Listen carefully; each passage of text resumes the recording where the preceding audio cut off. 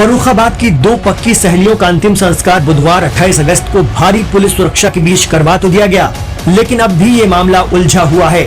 आम के पेड़ से झूलकर इन्होंने खुद ही अपनी जिंदगी खत्म कर ली।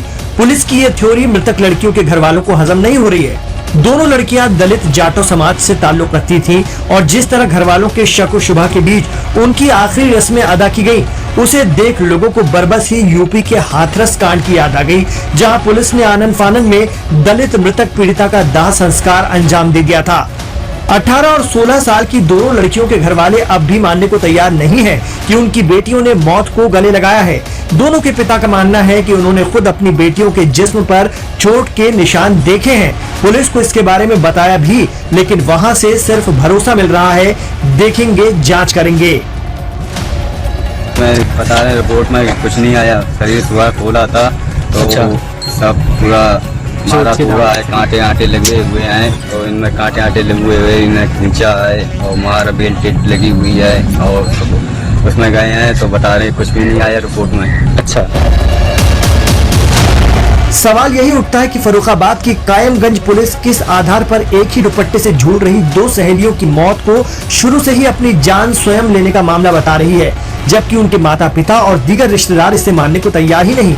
लड़कियों के घर वालों का कहना है कि दोनों खुश रहती थीं, घर से कोई परेशानी नहीं थी। मौके पर एक मोबाइल और चप्पल मिली है। लड़कियों के पिता भी कह रहे हैं कि उनकी बेटियों के शरीर पर कांटे और चोट के निशान उन्होंने देखे हैं।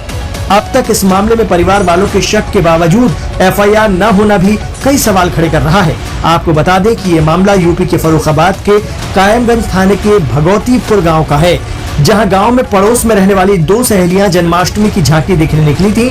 जब ज्यादा रात हो गई, घर वालों ने खूब ढूंढा, कोई सुराग नहीं मिला और अगली सुबह गांव में ही आम के एक बाग में उनकी लाशें थीं।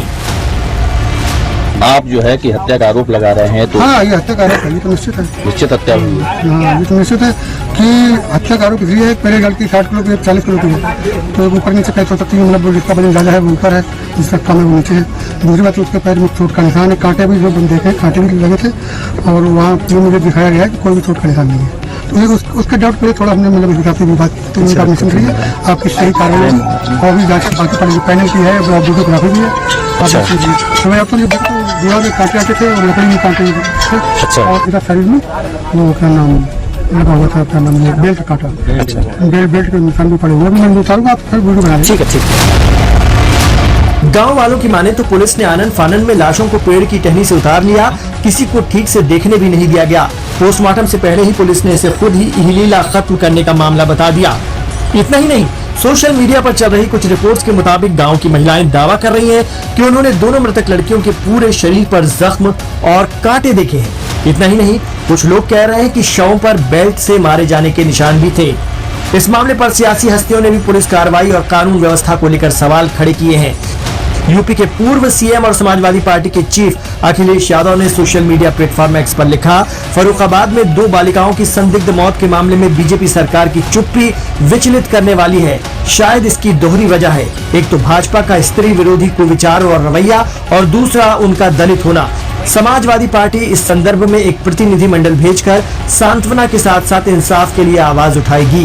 भाजपा सरकार से जनता को कोई भी उम्मीद शेष नहीं बची है। भाजपा जब भी महिलाओं के मुद्दे उठाती है तो उसके पीछे केवल और केवल राजनीतिक फायदा होता है, इसलिए वो विपक्ष शासित राज्यों में आवाज उठाती है, लेकिन भाजपा शासित राज्यों में महिला अपराधों के मामले में मुंह, आंख, कान और नैतिकता के सभी दरवाजे बंद करके बैठ जाती है।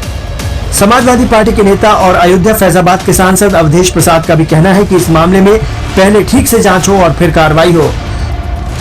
घटना में अगर किसी का दोष है, किसी का हाथ पाया जाता है, जांच के बाद, जांच के उपरांत अगर किसी का हाथ पाया जाए, कोई अगर दोषी है जांच के बाद, तो उसके खिलाफ कार्रवाई होनी चाहिए। वहीं यूपी कांग्रेस ने भी इस मामले में प्रदेश की योगी सरकार पर निशाना साधा है। कांग्रेस ने लिखा, इन्हें यहाँ किसने लटकाया, क्यों लटकाया, किसी को कुछ नहीं पता। ये प्रदेश महिलाओं के लिए शमशान बन गया है। घर से बाहर निकलने वाली कोई महिला यहाँ सुरक्षित महसूस नहीं करती। बेखौफ दरिंदों पर लगाम लगाने के लिए कोई ठोस कदम उठाए सरकार। कब तक यूं हमारी बहन बेटियां डर के साए में सांस लेती रहेंगी।